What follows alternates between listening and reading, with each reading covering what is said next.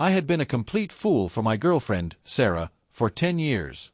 When I brought her to meet my parents one last time after their accident, she left. Her excuse: her senior, Mario, had broken his leg and needed her to take care of him. I watched her walk away without a second thought and smiled bitterly. This time, I'm not waiting for you anymore. I was having dinner with Sarah at a restaurant when I got a call from the hospital. A cold voice told me to come see my parents one last time. They had been in a car accident on their way to the restaurant. They were barely holding on, waiting for me. After I hung up, my hands trembled as I reached for Sarah's hand, but she pushed me away impatiently. Why aren't your parents here yet? Didn't you say everything was arranged? Let me be clear, I'm not marrying into your family just to work like a slave. Show me some respect, okay? Sarah, my parents, they were in a car accident. They're barely hanging on. Let's go. We need to get to the hospital. As I spoke, I grabbed her hand and headed for the exit. It was a scorching summer day. The air was so heavy I could hardly breathe. Suddenly she yanked her hand away and answered her phone, her sweet voice grating on my nerves. Okay, Senior. Be careful. I'll be right there. Senior. Him again. My mind was in chaos as I fumbled for my car keys, but Sarah took them first. Robert, Mario broke his leg and there's no one to take care of him. Lend me the car for a bit. It felt like the cruelest joke in the world. Tears filled my eyes before I could stop them.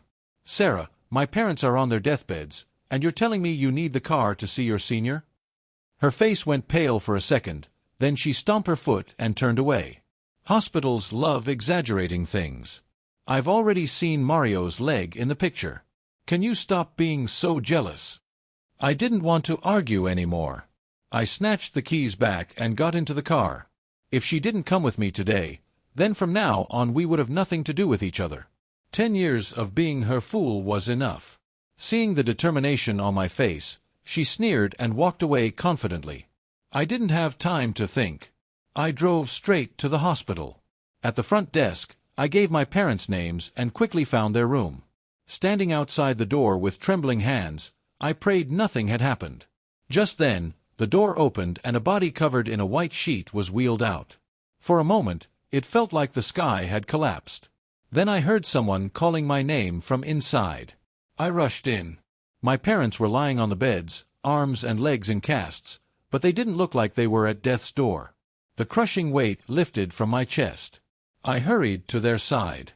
My mom wiped the tears from my face and told me not to worry. I held their hands, overwhelmed with gratitude. Nothing matters more than your family being safe. Even in her weak state, my mom asked where Sarah was. She said they wanted to apologize for being late. I clenched my fists and forced a smile. It's fine, Mom. She's not upset. I had wanted to tell them Sarah and I were over, but I didn't want them to feel guilty. I'd tell them later. After settling everything, I went out to get them some food. My phone buzzed. It was a message from Sarah with photos attached. One was of Mario's leg wrapped in bandages. The other was a flawless selfie of her. The message read, "Robert, your attitude today was awful. I like that new bag from Chanel." I let out a mocking laugh. Everyone knew Robert, the eldest son of the Sue family, had loved Sarah for 10 years. Ever since she transferred to our elementary school, I had followed her everywhere, doing whatever she asked. After we started dating, I never dared neglect her. Every time a new designer bag came out, I bought it for her before she even mentioned it. Now, thinking back, it felt more disgusting than swallowing filth. She hadn't asked once about my parents. And tonight, I had originally planned to propose to her. Lost in thought, I walked forward and accidentally bumped into someone. Looking up, I saw a female doctor. Even in a white coat, her figure was striking. Her almond-shaped eyes sparkled. She apologized and gently tugged at the sleeve of a nurse beside her. "Sorry, Mr. Sue.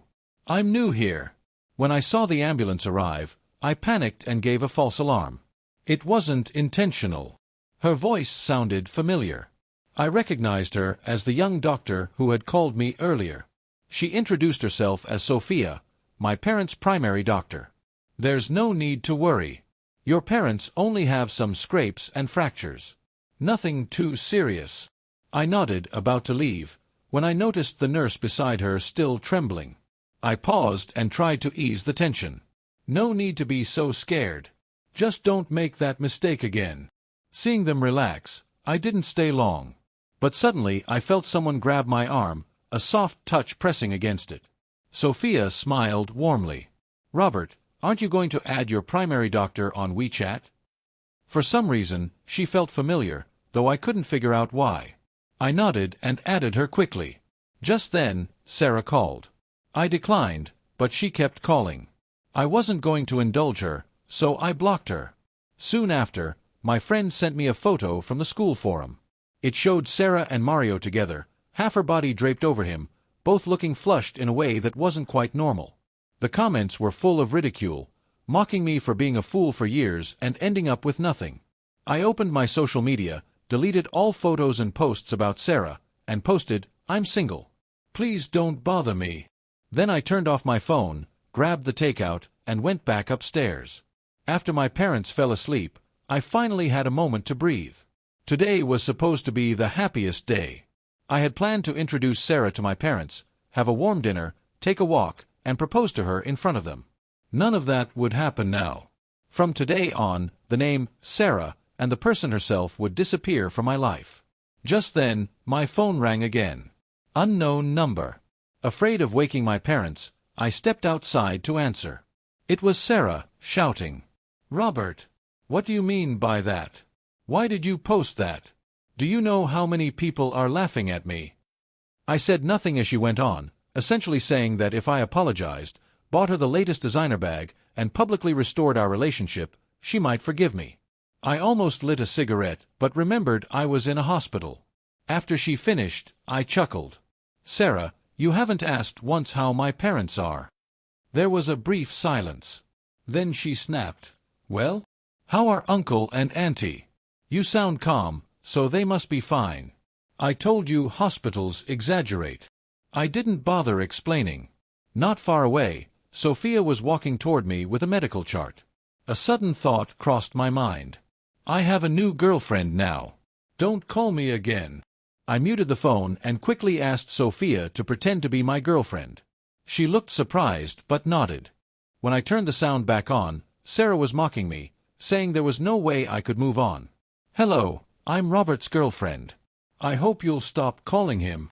Sophia's voice was soft but firm, and strangely, it soothed me. Sarah hung up immediately. I looked at Sophia, still dazed, until she waved her hand in front of me. "Hello, my boyfriend." Her voice was sweet, her smile radiant. "Sorry, I got caught up in the moment and used you as a cover." She stepped closer.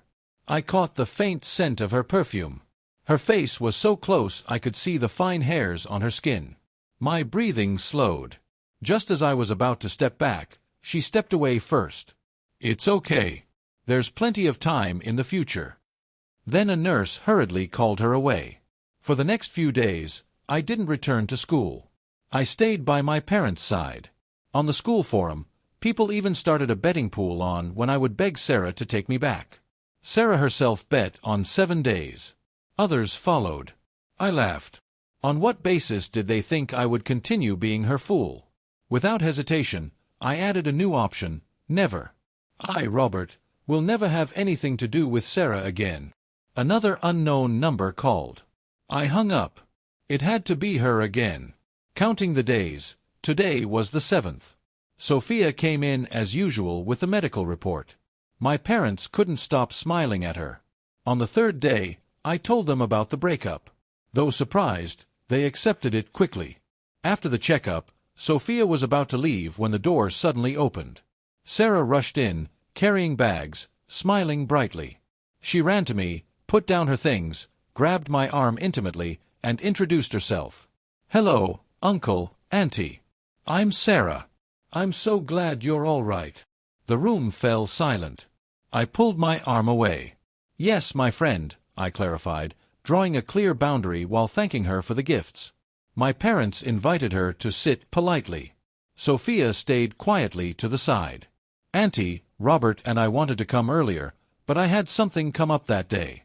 Robert said since we'll be family in the future, you wouldn't mind." She kept talking, oblivious to my parents' displeasure. In the past, I would have covered for her lies. Now I found her unbearable.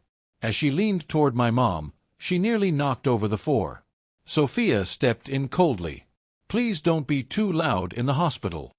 I was about to take Sarah outside when she suddenly pointed at Sophia. "Are you the one who made that phone call?" Sophia smiled faintly and nodded. Sarah lost control and lunged at her. I stepped in front, grabbed Sarah's raised hand, and pushed it away. "Sarah, stop acting crazy. We've already broken up." For the first time, I was certain she wasn't worth it. "Robert, you'll regret this." Her eyes were red as she stormed out. 2 days later, my parents were discharged. After arranging a caregiver, I returned to school. The forum was still lively. Passing the basketball court, I saw Mario, handsome, clean-cut, good at basketball and smooth with words. Whispers followed me. I looked up and saw Sarah in a revealing cheerleader outfit, enthusiastically cheering for Mario. I remembered how she used to refuse to attend my piano competitions. "Not worth it." I lowered my head and walked faster, but she blocked my path. "Robert, how long are you going to keep this up?" I almost laughed. "Move." A crowd gathered, phones raised. She loved attention. I didn't. "If you're really that angry, I'll apologize. That day was an emergency. You have no idea how fragile Mario was when I arrived." Fragile? So that made my parents' accident less important than some upperclassman's broken leg? I sneered. "Sarah, I don't want to be harsh, but you should understand by now, I don't like you anymore. And don't compare just anyone to my parents. You really should think about whether they even deserve it." I deliberately raised my voice so the people around us could hear. A few gasped. Sarah's face turned pale, and her hand trembled as she grabbed my wrist. I frowned and glanced at the outfit she was wearing, then looked away in disgust. I didn't wear this on purpose. Mario said no one was cheering for him, and I didn't want him to lose face. "Don't misunderstand me, Robert." Her voice sounded anxious, but her explanation was full of holes. Did she still think I was the fool I used to be? Mario put down the basketball and walked over. I watched him quietly. He had always found excuses to ask Sarah for help, but anyone with eyes could see how intentional it was. "If you've got something to say, say it. Why are you bullying a girl?" he said, stepping forward like some righteous hero. It almost made me laugh. A perfect match. The two of them were truly a perfect match. At that moment, my phone rang. It was my advisor. I was about to leave, but the crowd had already surrounded us. Sarah was still crying, looking completely like the victim. I was exhausted and ready to push through the crowd and leave. Then a familiar voice came through the loudspeaker. "A famous international star is filming at the east gate of the school right now." In an instant, most of the crowd scattered. Sarah collapsed onto Mario's shoulder, crying. I turned away and stopped watching. My advisor had called because he wanted me to organize the badminton competition. As the president of the badminton club, it was naturally my responsibility. My parents had just been discharged, and I was running back and forth between home and school, completely drained. I had a pile of registration forms on my desk when Sophia suddenly appeared in front of me. For a moment, I thought I was hallucinating. "Sign me up," she said in her usual soft voice, smiling as always. Seeing the confusion on my face, she explained that she had been accepted into the school's exchange program and was also here to deliver my parents' follow-up results. I nodded and wrote her name down. "I want to sign up too." Out of nowhere, Sarah appeared, grabbed the form, and wrote her name. After signing, she shot Sophia a hostile glare. I knew that possessive look well. In the past, I had rejected every girl for her, keeping my distance from others. Meanwhile, she was always surrounded by people. I never minded. I believed that no matter what, I would always be her number one. Her most important person. I had stayed by her side for 10 years, giving her everything I could. And in the end, it was ridiculous. To her, my parents' lives were worth less than Mario's leg. With that thought, the last bit of pity I had for her disappeared. There was no chance, Sarah. There would never be a chance again. Sarah held out a bottle of water after signing up, offering it to me as if trying to please me. I stared at it without responding. Her phone lit up on the table. I glanced at it casually. "Sarah, are you here yet? The movie is about to start." It was from Mario. I lowered my eyes, hiding my emotions. She hurriedly picked up her phone, making sure I hadn't seen it. "Robert, the advisor needs to talk to me. I'll find you tomorrow." She had used that same excuse countless times before. I looked at her quietly.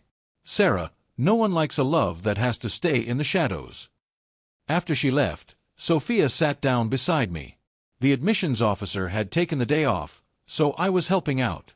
Badminton wasn't exactly popular, so in a way, Sophia signing up was already a favor. The air between us grew quiet. "Aren't you going to thank me?" she asked. I turned to her. "I just saved you from that boiling pot earlier." Suddenly, I remembered the voice on the loudspeaker. It had been Sophia. I smiled and nodded. "I really should thank you." Before I could say anything more, she quickly added, "How about taking a walk by the river with me this weekend? I haven't been back in a long time.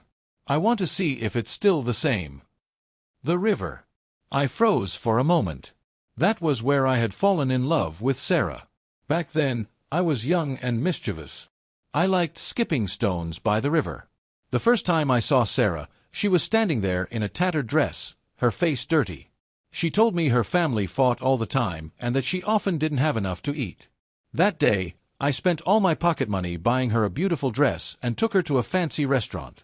She ate eagerly, then squinted her eyes and said, "Thank you. You're so kind." I think that was the moment I decided I would take care of her for the rest of my life. Years later, when I suggested going back to the river, she would scoff. "What's there to see? It's just a river." Sophia waved her hand in front of me, pulling me back to the present. "So, are you coming or not?" This time, I nodded. The badminton competition was held on Friday, and quite a few people showed up. The publicity team had clearly worked hard. It was single elimination, so the beginners were quickly knocked out. I had thought Sophia was just a novice, but to my surprise, she was skilled. Her hair was tied in a high ponytail, revealing her elegant collarbones. Every movement she made carried a kind of effortless grace. The younger students were already cheering for her. Soon, only Sarah and Sophia remained in the women's bracket. I didn't know how long Sophia had practiced, but I knew exactly how long Sarah had trained, because I had taught her myself. The day she asked me to teach her badminton, I had asked why. She stammered something about being interested. I didn't think much of it and taught her seriously. 3 days later, I saw her playing with Mario, rally after rally. That was when I understood. I had been angry, but she frowned and accused me of overreacting. "It's just badminton. Why are you so unreasonable?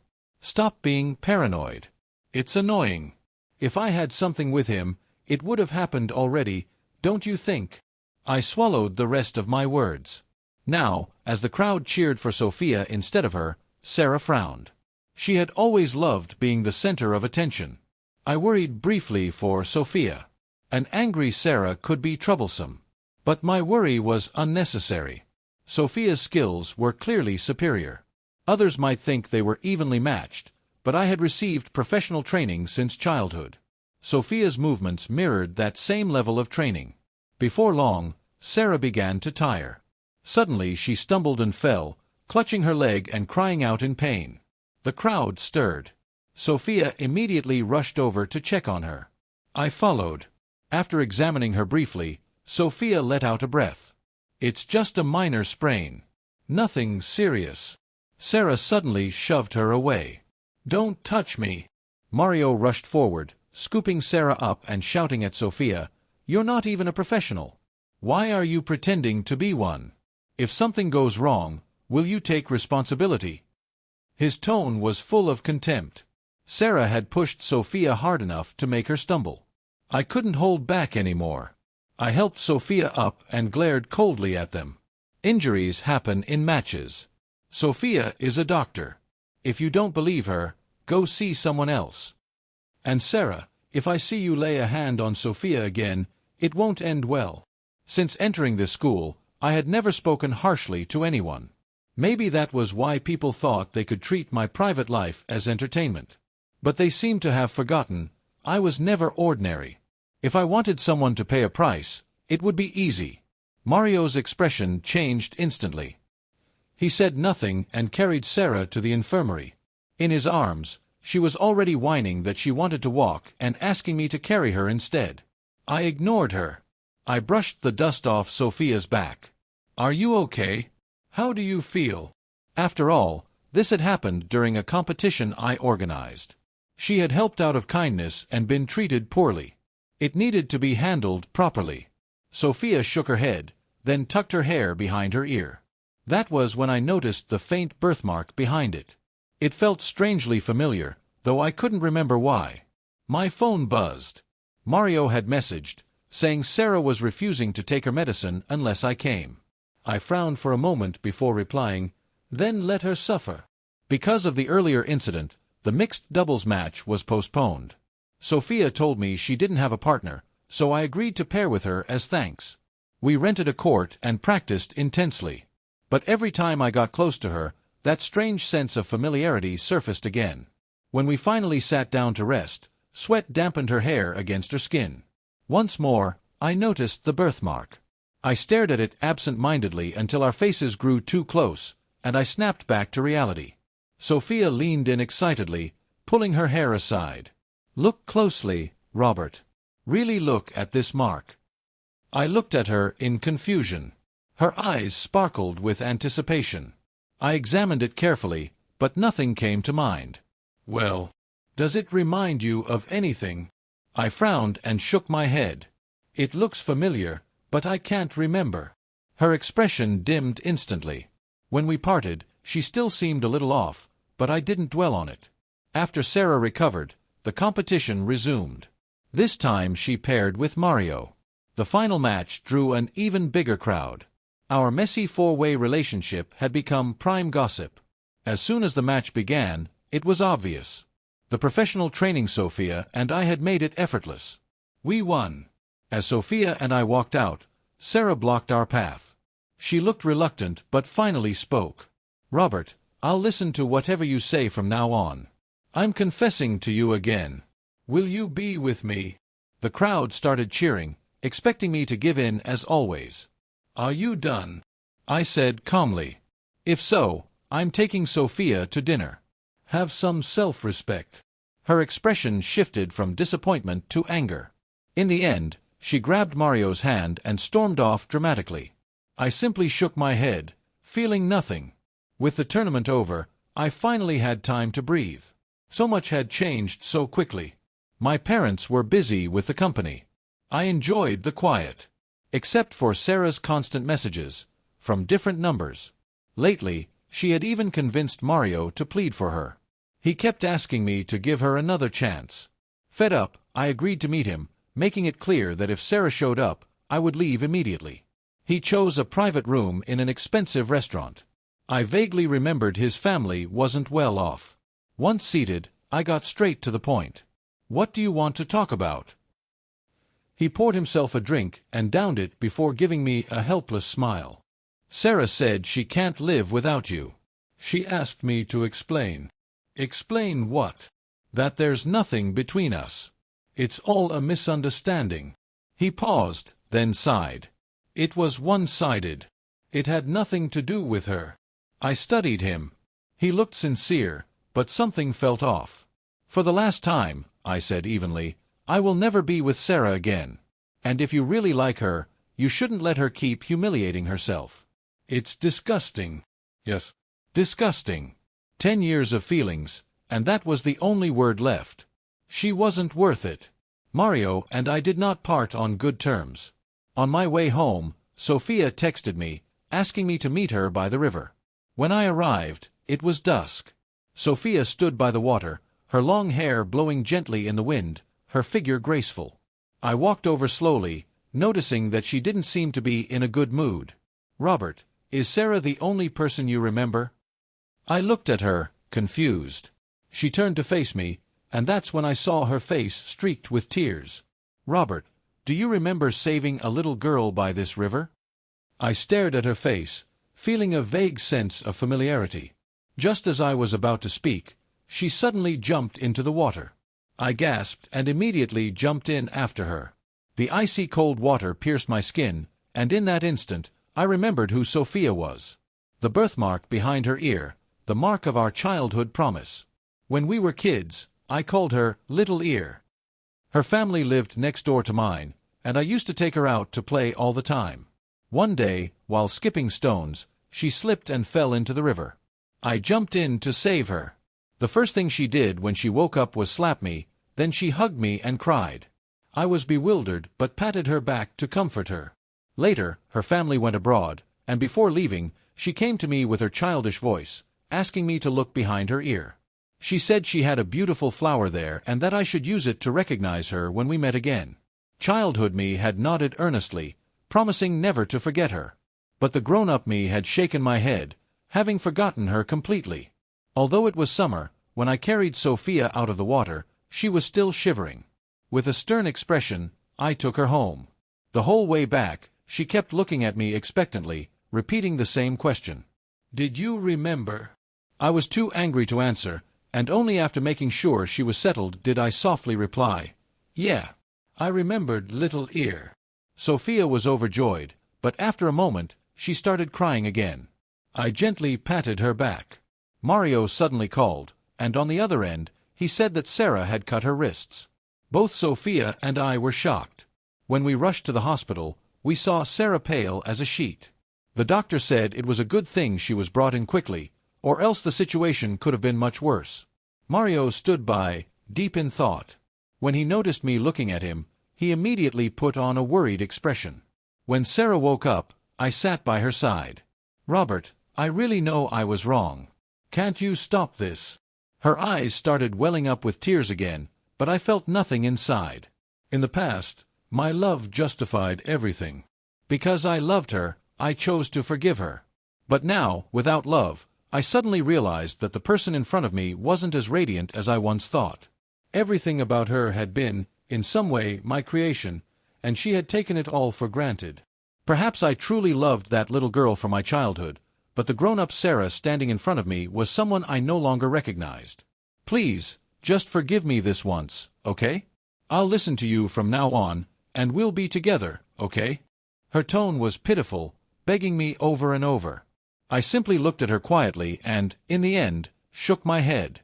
"I don't love you anymore. The more you act like this, the more I despise you." That sentence seemed to hurt her deeply. She let go of my hand, looking defeated. Without staying any longer, I got up and left the room. Sophia's hair still wasn't dry. She might catch a cold. That was the only thought running through my mind. When I got home, Sophia sat obediently, waiting for me to dry her hair. Only then did I snap back to reality. Something was wrong with me. Damn Little Ear. She's looking more beautiful every day. After reconnecting with Sophia, our relationship grew closer. I'm not sure when it started, but we became inseparable. We went to classes together, ate together, and hung out together. The happiness I found with her was something I had never experienced before. Naturally, we ended up together.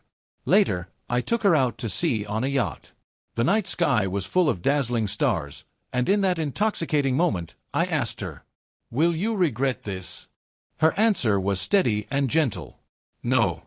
I'll never regret it. Not for my whole life." And that was that, a dark night, a strong wind, and everything fully indulged. After we got back, we met each other's parents. Since both of our families were well-matched, everything went smoothly. The date of our engagement was fast approaching, and I was getting closer and closer to happiness. I took Sophia to try on wedding dresses and personally chose the restaurant for the reception. Everything was going well, until one day, Sarah started pounding on my apartment door, begging me to let her in. It was pouring rain outside, and in the end, I couldn't take it anymore. When I opened the door, I barely recognized the person standing there. Sarah's hair was a mess, her eyes had dark circles, and she was painfully thin. She looked almost like a ghost. "Robert, we're the ones who are supposed to be together. We've been together for 10 years. 10 years. How many more decades can I give to someone else? She was sobbing, gasping for air between her words. Out of human decency, I poured her a glass of water. Sitting calmly on the sofa, I said, "Sarah, I loved you for 10 years too, but for those 10 years, you never once cherished me. You said you were out shopping with your girlfriends, but in reality, you went to a concert Mario invited you to. You took the money I gave you and used it to go out with him. You told me your family needed money, and without a second thought, I sent it to you, only to find out you gave it all to Mario. On my birthday, I rejected everyone else because I wanted to spend the day with you, but in the end, you left me waiting alone at the restaurant all night. Do I need to go on about where you were and who you were with that night?" I looked at her, speaking slowly and clearly. There were plenty of other things I could have said. In many ways, I had never been her first choice, but I had been too naive to realize it back then. Sarah didn't say another word, just sat on the floor crying. Her crying was getting on my nerves. What now? Sophia would be upset when she came back and saw the floor all dirty. Do you need something else? If not, please leave. I still need to make dinner for Sophia. Sarah flinched and, before leaving, didn't forget to ask me for money. I laughed for a long time. 10 years of our relationship, and all she wanted now was money. But then I thought, paying for peace and quiet seemed worth it. Without much hesitation, I transferred the money over. The image of Sophia walking toward me in her wedding dress is something I'll remember for the rest of my life. She was breathtakingly beautiful, and I personally slipped the ring onto her finger. Just as the ceremony was about to be completed, Sarah burst in. She looked even more terrifying than before, neither fully human nor ghost, making everyone frown in disgust. "Robert, give me money. Give me money, or else I won't get any more stuff, and I'll be beaten to death. You need to give me money now." She was completely deranged, lost to madness. Sophia was a little frightened, so I gently embraced her, softly reassuring her. The malice in Sarah's eyes only grew, as if she was ready to kill us in the next second. The engagement party, which had been going so smoothly, was now ruined by this chaotic scene. I'm not the type to let things slide. Sarah would have to pay for this. Suddenly, Mario's face popped into my head at the most inconvenient moment. Sure enough, when all the gathered evidence was laid out in front of me, everything became clear. Sarah had become addicted to drugs, and it was all part of Mario's plan. For months, he had been asking Sarah for money under the guise of some nonsense about spiritual enlightenment, all to control my thoughts. I couldn't comprehend such craziness. But the most absurd part was that Sarah actually believed it at first, until Mario took advantage of the situation and introduced her to substances she should never have touched. From that moment on, all the money in her account flowed directly to Mario. In addition, he deceived her with promises of lucrative investments, convincing her she could make a fortune. Sarah believed him, and that belief led to her complete downfall. I closed my eyes as I looked at the photos in the report. There was no trace of the school beauty she once was. Now she lay on the floor, covered in bruises, barking like a dog to entertain her employers. That's how she had become Mario's money-making machine, from a source of wealth to a slave to his schemes. Mario had been cunning from the start. He deliberately got close to Sarah because he knew I would give her money, and all he had to do was turn that money into his own. And clearly, he succeeded. The door opened, and Sophia entered with a heavy expression. Sarah's body is covered in injuries. Almost no part of her is unharmed. I knew how soft-hearted Sophia was. Seeing Sarah in that state must have been hard for her. I walked over and gently embraced her, slowly offering comfort. "It's okay, little ear. I'll take care of it." She nodded and sighed. I looked at the documents on the table, already formulating a plan in my mind. Sarah had run away. If she didn't make money, Mario would beat her. Mario was careful. He made sure not to leave any DNA or fingerprints whenever he hit her. It was as if he knew this would all come to light one day, so he had prepared in advance. Once again, I found myself sitting in a private room with Mario, but this time, he didn't bother pretending anymore. He lounged back in his seat, his tone filled with contempt. "What's the matter, Sue, young master? Not enjoying your romantic life with your little doctor? Why bother calling me out? Don't tell me you've fallen for Sarah again." His words were laced with sarcasm. I just smiled, shaking my head. Mario, do you really think your plan was flawless? I stared him down, watching the fear flash in his eyes. He was afraid I had found the evidence to put him away. To be honest, I wasn't sure at first, but persistence pays off. I had found the place where he first assaulted Sarah. Maybe it was his first time, so he wasn't careful enough, leaving enough evidence to incriminate him. The small cabin by the river on the west side. Ring any bells? His glass slipped from his hand and shattered on the floor, his eyes widening as he stared at me. Mario, you should have never forced a helpless woman to earn money for you. You've brought shame to all men. The arrest went smoothly. Faced with irrefutable evidence, Mario confessed everything. At the trial, Sarah was present. She had recovered quite a bit after some treatment, but the scars were still there. Mario admitted that from the moment he met Sarah, his intentions were never pure. It wasn't love. It had always been about money. And the fastest way to get money was through Sarah. Because I had been generous with her, she had money. Mario figured that, with his looks, seducing Sarah would be easy. And unfortunately, he was right. Sarah believed him wholeheartedly. Beside me, Sophia quietly squeezed my hand. As Mario spoke, he suddenly turned to look at Sarah. She flinched, not even daring to meet his eyes. Mario continued, "Oh, and that day you broke up for good, I faked the cast at the hospital. There was nothing wrong with me, I was just broke. But who would have thought you'd be so pathetic, not even able to hold on to Robert?" I forced myself to hold back the urge to punch him. This scum didn't deserve to live. Sarah went from disbelief to breakdown to complete despair. In the end, she just fell silent, silently walking over to me, tears streaming down her face. I looked up, meeting her gaze. Her eyes were filled with sorrow and regret. "I'm sorry, Robert. I didn't appreciate you. I had the best love, the best person, but I took it all for granted. I always thought your love for me was something I deserved, that it was just how things were meant to be." Her voice cracked as she sobbed, tears falling in large drops. "But I forgot that no one is obligated to treat me that well. I threw you away because of this scum, and now I've lost you. I deserve this. I brought this upon myself. Robert, I regret it. I really, really regret it." Sarah was sobbing uncontrollably, her fragile body collapsing to the ground. I just stood there, watching her in silence.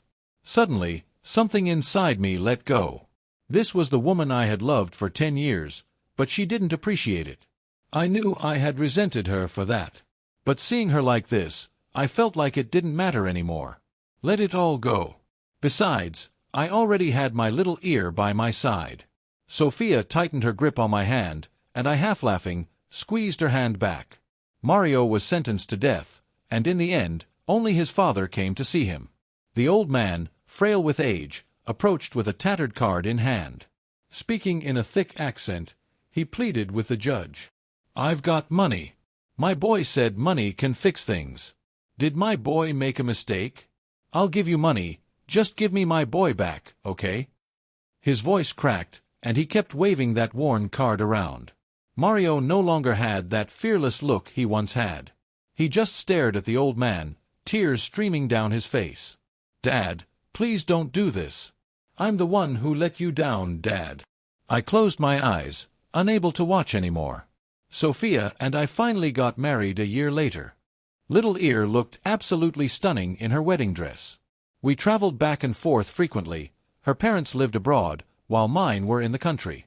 Eventually, we agreed to bring her parents back to live with us. After all, no place is better than home. Mario was sentenced to death, and Sarah left the country. But every year, on my birthday, I'd still receive a message at midnight wishing me well. That tradition never stopped. One more thing, Little Ear is going to be a mom. I've also made sure that Mario's father is being taken care of. After all, the two of them only had each other. With Mario gone, the old man's life would have been impossible otherwise. Little Ear has become Big Ear now, and she's going to give birth to a baby girl. It looks like we'll truly be one big, happy family now.